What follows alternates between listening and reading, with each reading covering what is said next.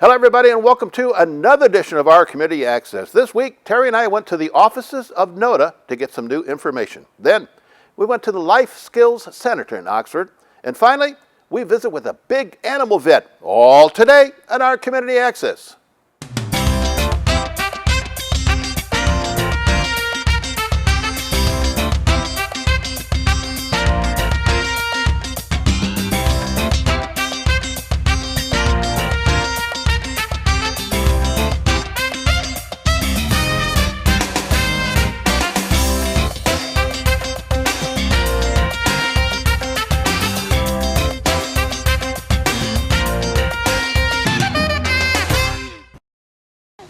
Hello there. Welcome to the American Legion Friday Night Fish Fry. Y'all come in to the best fish fry in town.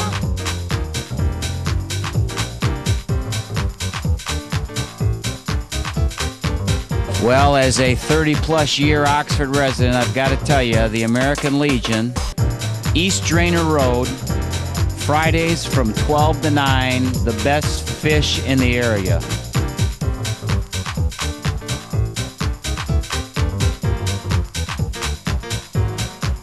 We've been coming here for years, and the food's always been wonderful. Here we are at the Legion having our fish and chips. Walleye is fantastic, cod is good, shrimp, everything.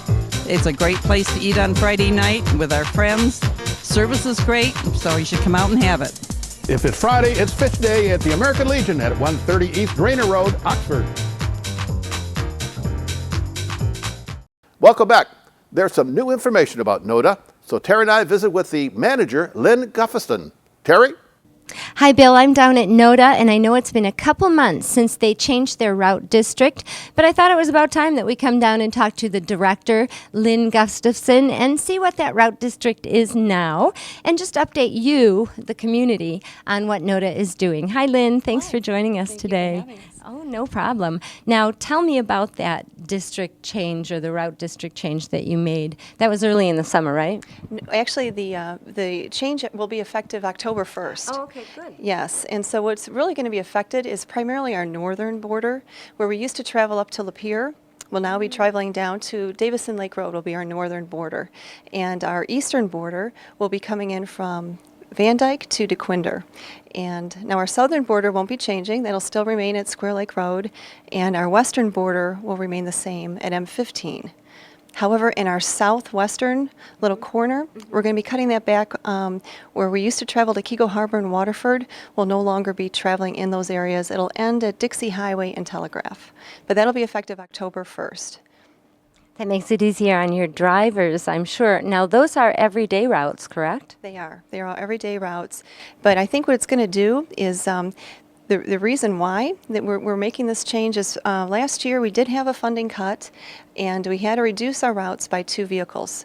We currently have 14 vehicles on our road right now, and with that 2 vehicle reduction, we were experiencing some waiting lists, and we weren't able to take everyone. So we're hoping actually with this change we won't be experiencing as many waiting lists. We'll be able to serve our core community and serve the people more effectively. Right, so about how many people did that affect by reducing that route? We think it's about 10% of our total rides, destinations that will be affected. However, I think that most of the people, the destinations that we're taking, they're going to be able to find other places in our service area to go to. So it should be it still should be okay. There's a couple of people we're going to grandfather in that we know that we still have to take care of. But other than that, I think the people should be able to take care of their needs in our service area.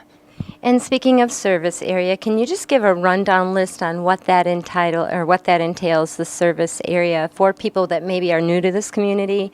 Let them know what is appropriate, where they can go, and where NOTA will take them. Sure.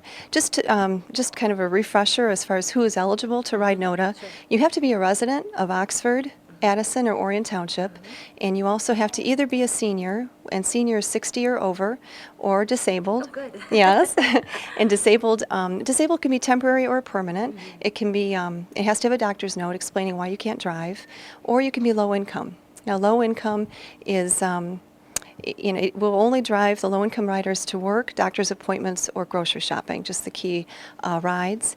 And if you're not sure what low-income is, you can visit our website, which is NOTARIDE, NOTARIDE.org. And on there, there's an application to ride. That's where you get your application forms. You can print those out and send those in. And it has a low-income barriers based on how many people are in your household to see if you qualify for low income or not. So generally we take people, other than the low income, we specify just work, doctor's appointments, or grocery shopping, but everyone else will take them recreation, grocery shopping, haircuts, but we do it on a priority basis. So we usually try to do our doctor's appointments first, then grocery shopping, work. Those are our primary key rides, and then we fill in with recreation as we have time. And as far as the time of day, what is appropriate for someone to call for a ride? Okay, we operate Monday through Friday, 6 a.m. to 6 p.m. We also have one vehicle that's from 6 p.m. to 9 p.m., Monday through Friday for work only. We operate also on the weekends on Saturday from 8 to 4 and Sunday from 8 to 2. Now, in order to call for a ride, you have to call dispatch from 8 a.m. to 2 p.m. They close at 2. And you want to call at least 3 days in advance. Make sure you do that. The sooner the better, up to a month in advance. Oh, wow. That's nice. So people that have standing appointments, do they do that like at the beginning of the month? How do they handle that? They can. If they know whatever their schedule is for the whole month, whether it's their work schedule, doctor's appointments, get them in as soon as you can, and that way you have a better chance of getting the ride in the time you want. Let's go back to the funding. I know that NOTA has always gotten grants for a big portion of their funding, but where else does that funding come from? Yes, our budget currently is 50% coming from grants. 25% comes from the communities, Oxford, Addison, and Orion, and 25% comes from TTI. That's currently our system. And although we do have grant funding in place through 2016, we are going to be experiencing a cutback in funding. Those funds are no longer going to be available to us after that, so we will be trying to find new alternatives to replace that funding. There is also a change in grant funding that every grant now is half funded by whatever facility, correct? And then the grant will do the other 50%? Currently, the ones we have are 50% state, 50% federal, and there's been some, the state has not covered all the grants that they used to because of their cutbacks. So we have experienced that. And do you have numbers on the actual people that you serve, the amount of people that you serve? We did. We do. We drove almost 44,000 rides last year and drove 500,000 miles. So we're busy as ever, just continuing to grow every year. Well, thank you for talking with us today. And Bill, I encourage everybody to give them a call or come and visit and support this wonderful service that we have in the community. And again, for the new people out there, it's just as easy as making a phone call, and you have a ride pretty well anywhere in Oakland County. Thanks for visiting with us today, Lynn. You're welcome. I just wanted to point out that there are people out there that may be afraid to try NOTA. Maybe it's a friend, a neighbor. Right. Maybe it's yourself. Maybe you're recently injured, or your parent maybe shouldn't be driving any longer. Please don't be afraid to call NOTA. We're here. Our staff members are just a caring group of individuals that really care about the people, and we encourage you to call. And our phone number is 248-628-7900. Thank you. I couldn't have said it better. Bill, back to you. Next up, Terry and I went to the Life Skills Center in Oxford with that story. It's Terry.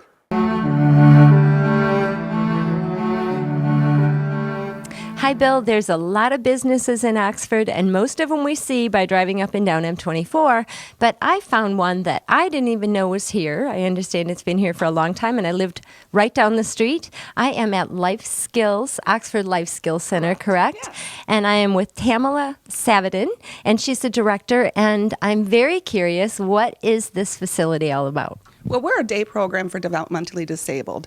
We provide vocational services. We help train individuals with special needs so they can participate in community events, volunteering, and a lot of different things. We assist them with adult daily living skills and basically helping them to build relationships with each other and out in the community. And what size group do you have? Is it on a daily basis? Yes, or they come Monday through Friday, Most of them get out in the community. Some people get out in the community every single day. Oxford has been a wonderful community and has been very open to our individuals that participate. So they're here Monday through Friday, and we do a lot of things like that. We volunteer with Meals on Wheels, another local community that's downtown Oxford. Also, we help clean Christ the King Church right down the street on, I think it's Drainer. Mm-hmm. Right. Yeah. So they volunteer their services after they've learned the skills that they need Yes. to. Yep. In this program, we focus on the volunteering. We have many other programs throughout Oakland County, Macomb County, and St. Clair County that are even more community-based. So. And you've been in this community how long? We opened our doors as, formerly it was Buckingham Community Services in 1989.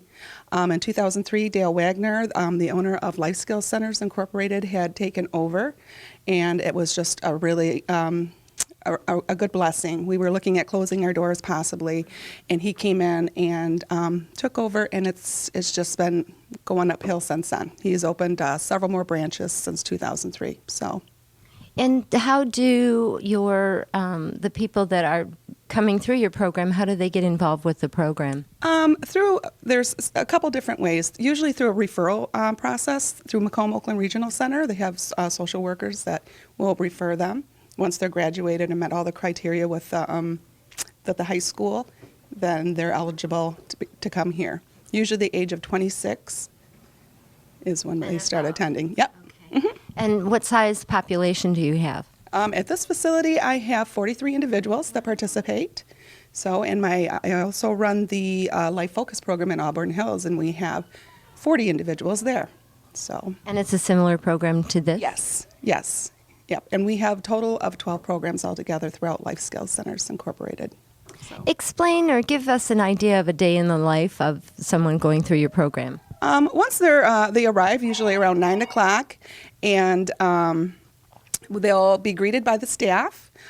We assist them in getting their coats off and things like that, and get them acclimated. There's usually each room has their own routine. They can participate in helping take attendance, greeting. They all have different skills that we're working on with them. And then we switch things around a little bit in the mornings where they have an assigned classroom that they're in, but they have the opportunity to visit the different classrooms. That way they're working with all different individuals in the facility and different staff, because each staff have different skills that they can contribute, and that way they're getting more out of the services here by getting to work with everybody in the facility. So. And talk a little bit about your staff. I have been very blessed over the years of being the director here. My staff are wonderful. They're all trained in gentle teaching, CPR, first aid. This facility particularly focuses on the medically fragile individuals, so there's a lot of training that is involved with taking care of tube feeding and individuals that need assistance with feeding. So. That's a pretty intense degree for them. Yes, they are very knowledgeable and very loving staff. So I always measure how successful they are back there is how much laughter I hear back there. And they laugh a lot, and my goal is try to create an atmosphere that my guys really look forward to coming to every day and having fun. So. Yeah, I can hear that. I can hear the laughter right now. And your staff, I have to say, I've met. They're very pleasant people. They made us feel like we were welcome and at home here. And I think that is a testament to your staff itself. Yes, like I said, I've been very blessed. One additional thing that we have started doing in the last year is having volunteers from Oxford High School. Some of the individuals that are in the special ed program there have been coming and reading to our guys and assisting them with some of the needs that they have, and just creating a friendship and a relationship with the high school individuals and our guys. So that has been a blessing also, and bringing those two groups together. So you do have volunteer needs here as well. Yes. 2 questions. One, if people need your services, how do they get in touch with you, or how do they wangle their way into the program? Not that it would be a difficult task. No, they can call me directly. We have a website. It's lifeskillscentersincorporated.com. You can also call me directly. and or through if an individual has a social worker through that process and that referral process through a Macomb Glen Regional Center. So, And the volunteers? and the volunteers will just call me directly. So everybody that works with our individuals, we're very, very, they have to go through a background check and all that. We got to make sure that our guys are in good hands.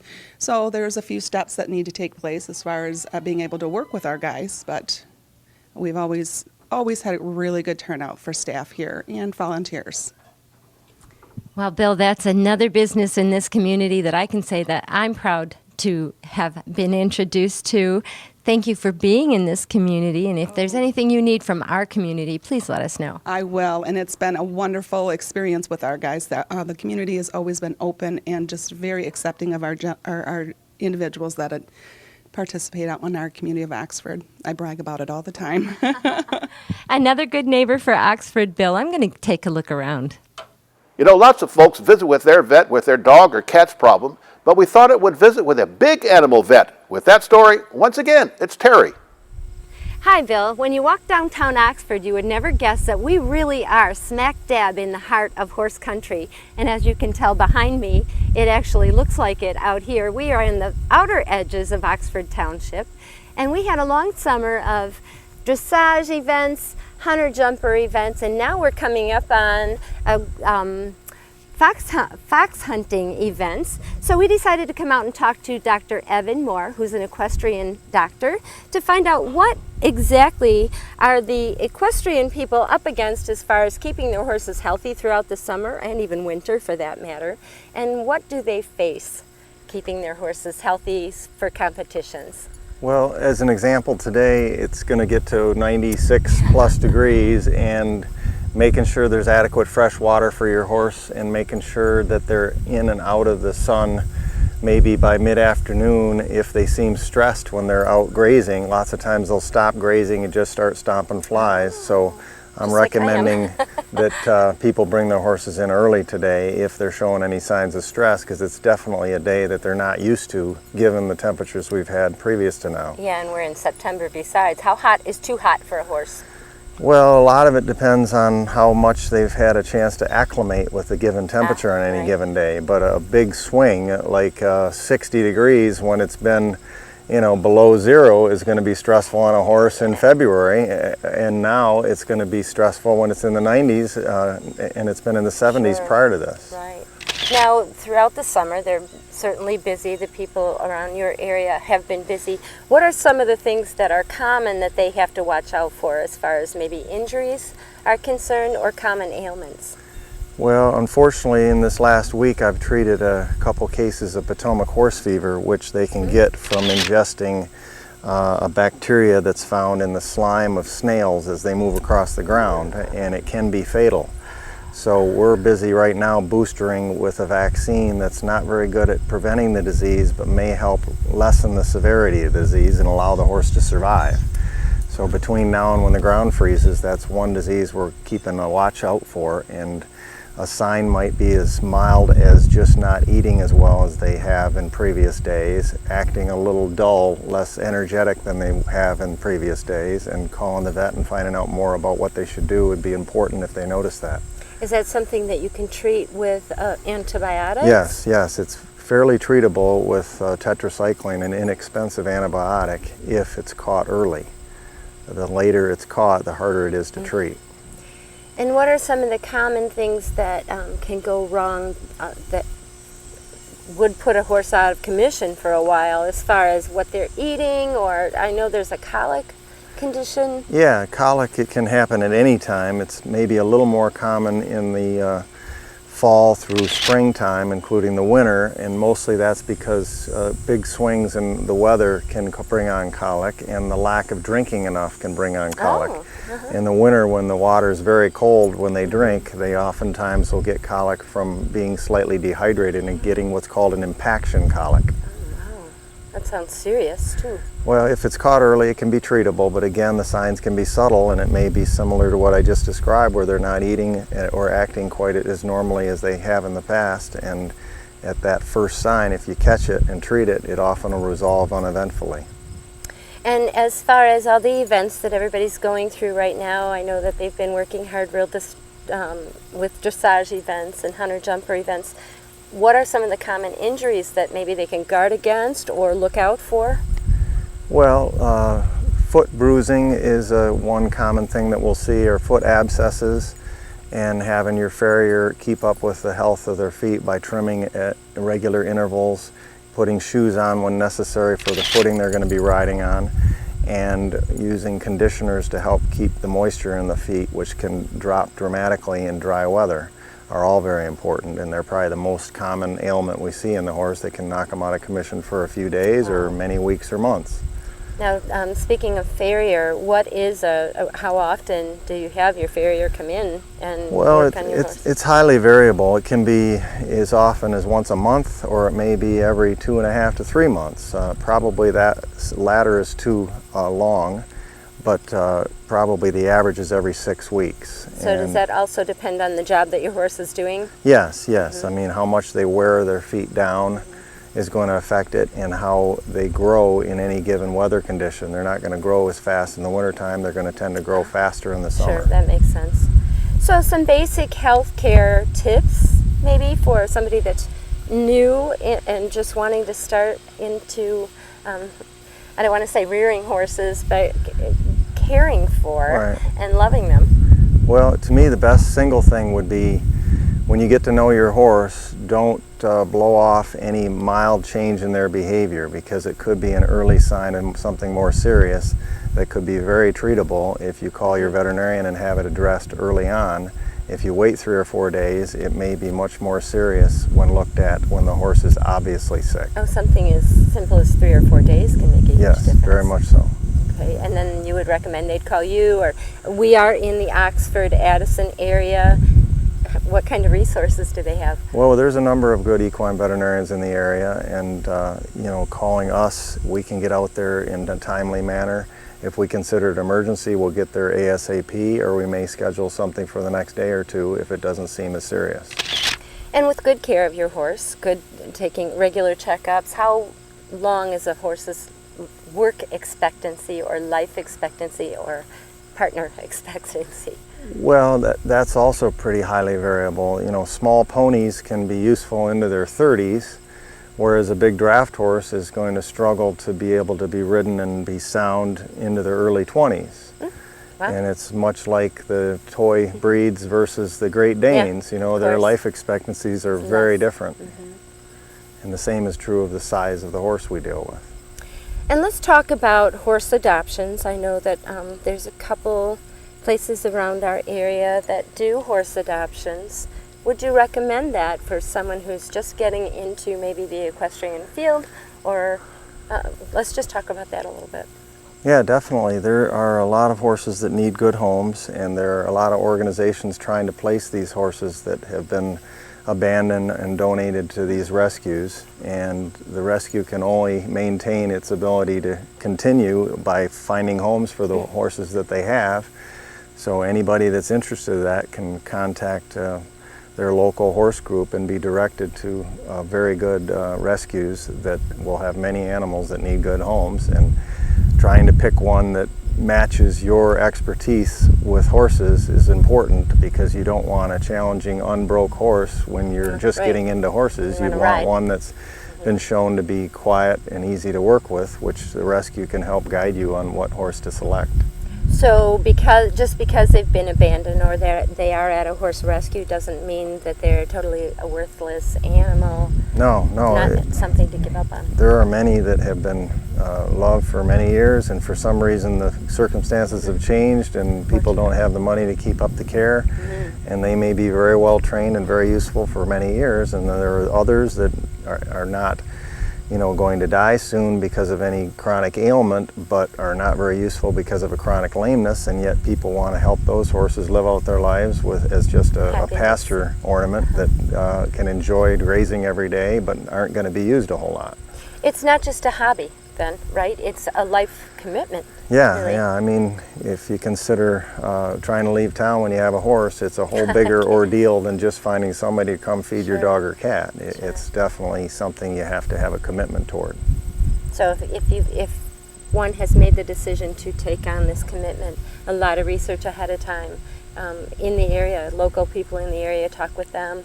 Definitely, definitely. Research. And find a veterinarian that you're comfortable working with, and we can help guide you on what may be an appropriate animal for you and what trainers to talk to about how to help train the animal to be safer for you down the road.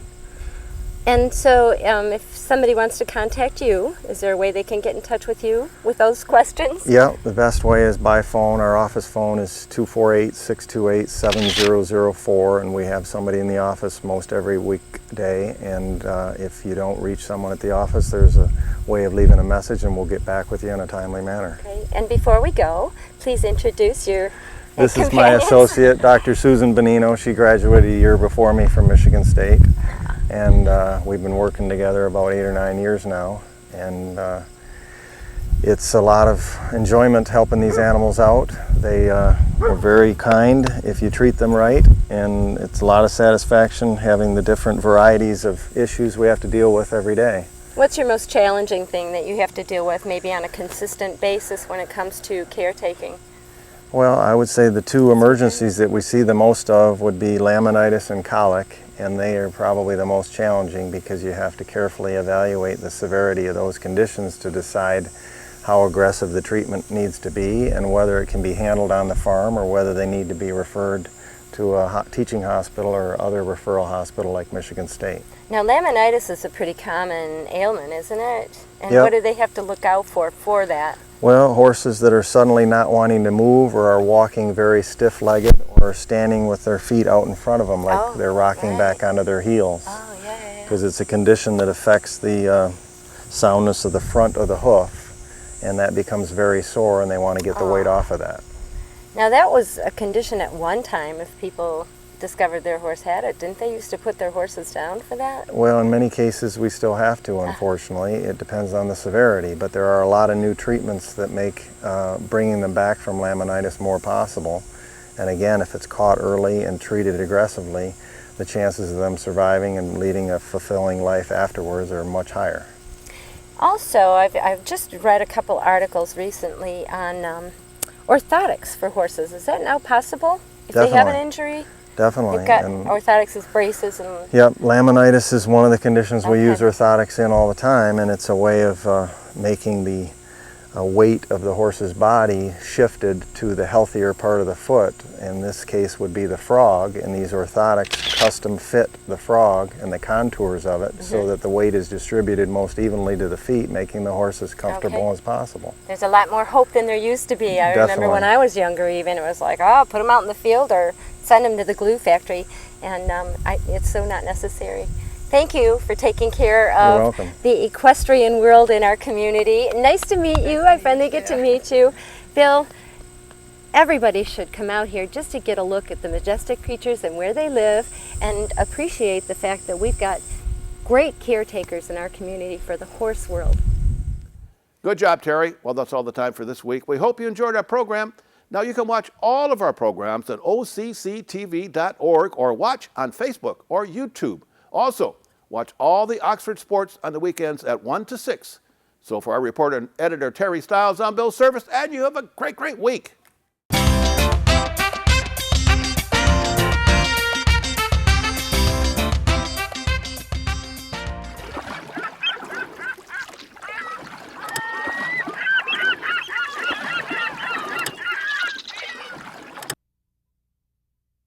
Hi, I'm Betty White. And I'd like you to meet my friend here. This is Red. He's a puppy with a very special job to do. To be a guide dog for someone who is blind. Together they'll travel the world in safety and with confidence. Guide dogs for the blind provide their services free of charge, thanks to the generosity of people like you. Please visit guidedogs.com to learn how to help today.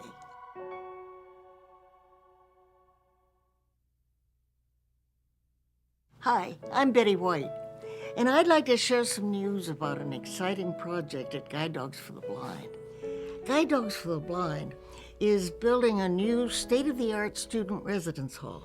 It's where the magical partnership between someone who's blind and his new guide dog begins.